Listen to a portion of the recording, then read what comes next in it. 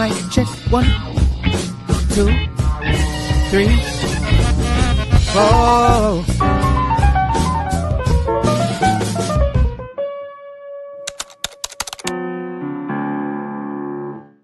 Welcome to the first episode of Collections, and it is my absolute honor to have my very dear friend, collaborator, here with me for this first episode of Collections. Welcome, Eric. Thank you. Thank you. Yeah. I'm honored. I'm really honored. I think a lot about our collaboration, because it's constant. We don't let up. We keep going. And on that note, do you have any recollection of our first collaboration and how that felt? I do. You were living in London, and I made note of the fact that you were there. And the next time I was in London, I figured I'd better jump on the opportunity to record with you. You had a wonderful studio at home. I remember you had your drum set in the attic. Yeah. That's right. What I was amazed with, Glenn, was first of all, you're just a master at the dials. That part I got immediately because I started playing and you started recording me, and it just went so quickly. But then, when I discovered that you were a multi-instrumentalist, and he said, "Oh, we need drums," I'm thinking he's probably going to use a drum machine. And no, he set up the mic levels and zipped up to the attic, and the next thing I know, this guy's playing drums. Yeah. But then we had an opportunity to record a whole album together. Yeah. A Ship Called Love, which was a landmark album for me. Yeah. I'm interested to know, for the viewers, a little bit about your history, because it is extremely rich. My introduction to this wonderful world of music really was my dad, who was a wonderful, wonderful singer with a voice. I don't know anybody's voice that was like my dad's. He was from Louisville, Kentucky. He grew up singing spirituals in the church. But my dad's beautiful voice led him to New York, where he made a career mostly as a folk artist and musical theater artist. He wanted to get gigs on Broadway, but they were denied him because of everything, Yeah. He was consigned to the chorus. He was frustrated. He said, later for this, I'm going to put together my own solo act. And he collected songs, speaking of collections, he collected songs from his childhood memories, which included Negro spirituals, which included Irish ballads, Celtic ballads, which fit right in with the folk repertoires of the time. His contemporaries were Pete Seeger, Odetta, people like Josh White, close friends of my dad's, who he introduced me to. I mean, I met Bob Dylan in my own home at 11 years old. He was twice my age. He was the talk of the town. The folk music scene was just bursting with energy, and I was a part of that as a young guy who was playing guitar already at age 7, 8.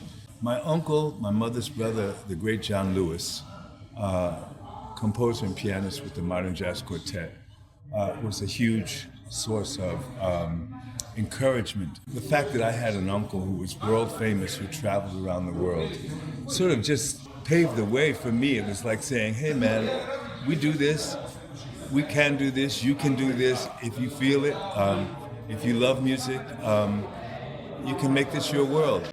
And by the way, we are in Zagreb, where, which is a wonderful place to be, because my Aunt Mirjana, my Uncle John's wife, was from here.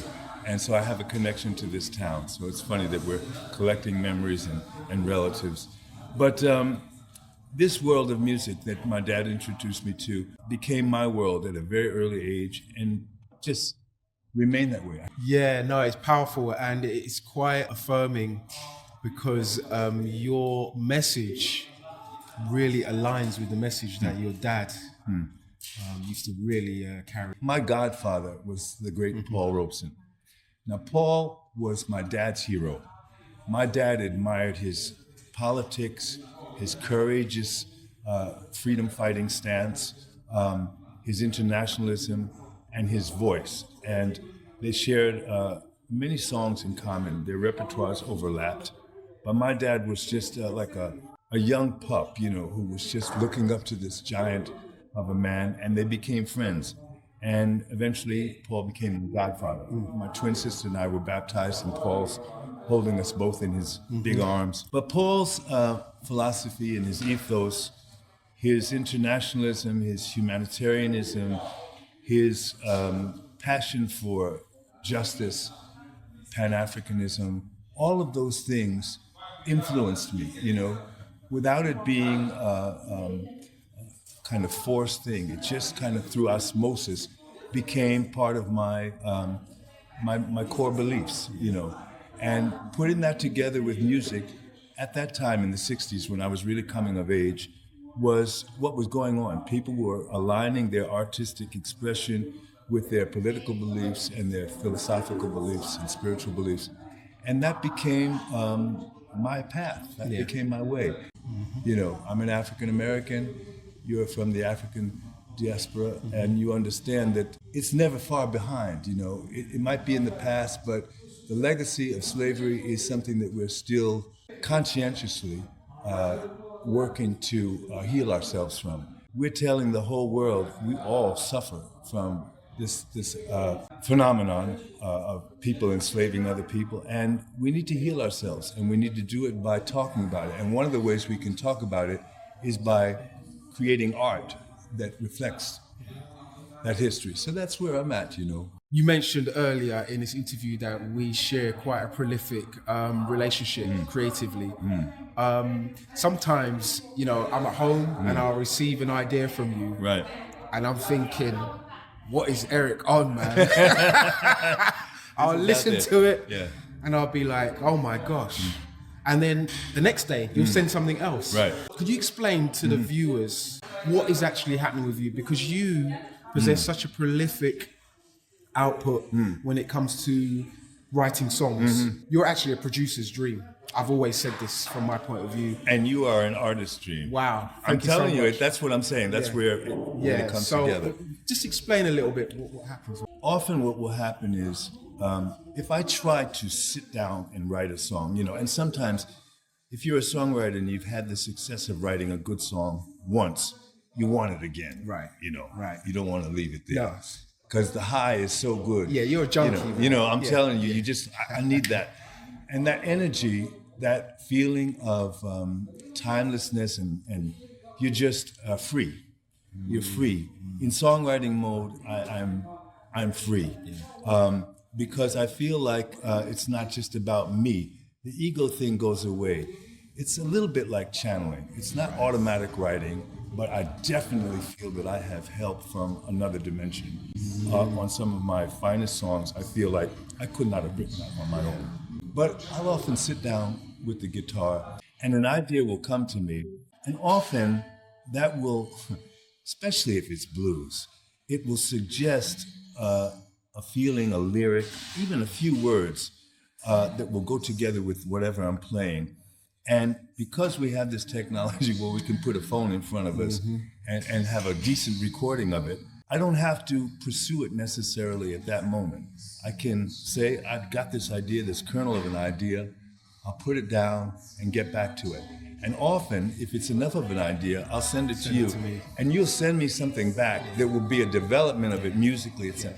And that will just propel the whole story. Eric, you're amazing at that, and very often the message that you receive from the ether, good way to put it. It definitely ripples to me, because when you send me something, I'm so galvanized that I end up in the studio immediately. Right. That's why you get something back so quickly. I know, it's incredible. Yeah. That's why I say you're an artist. Yeah, and when I get in there, I'm not thinking about anything. I'm just in that space. Right. No ego. Right. Just in that zone. Yeah. And that is a blessing, I have to say. So thank you. Thank you, It goes two ways. Yeah. It goes two ways. Yeah. Because we spur each other on, and it creates this basically continual flow of music. We have a team. We do, and it's wonderful. Yeah. So Eric, on that note, you and I, we are quite prolific. We could go back into the files and probably pull out about 5 albums. That's true. Worth of material ready to go. So, but you have recently come up with not only amazing collection of songs, but an amazing concept for a new album. That I've been really blessed once again to be a part of, and honoured, I have to say. Making this next new album with you has been a pleasure. Can you talk a little bit about Sure. the new album? With pleasure. The title, yeah? We've made many records together, and they're all good ones, in my estimation.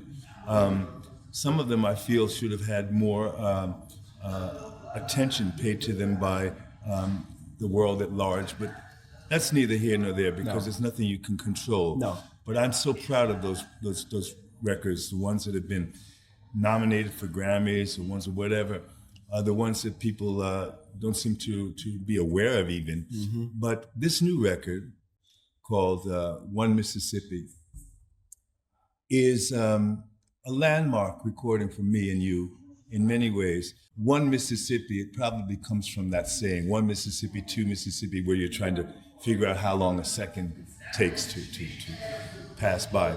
But the song was written by a classmate of mine from high school, the wonderful Janice Ian, a superbly talented songwriter and singer and guitarist, who I knew in high school and reconnected with.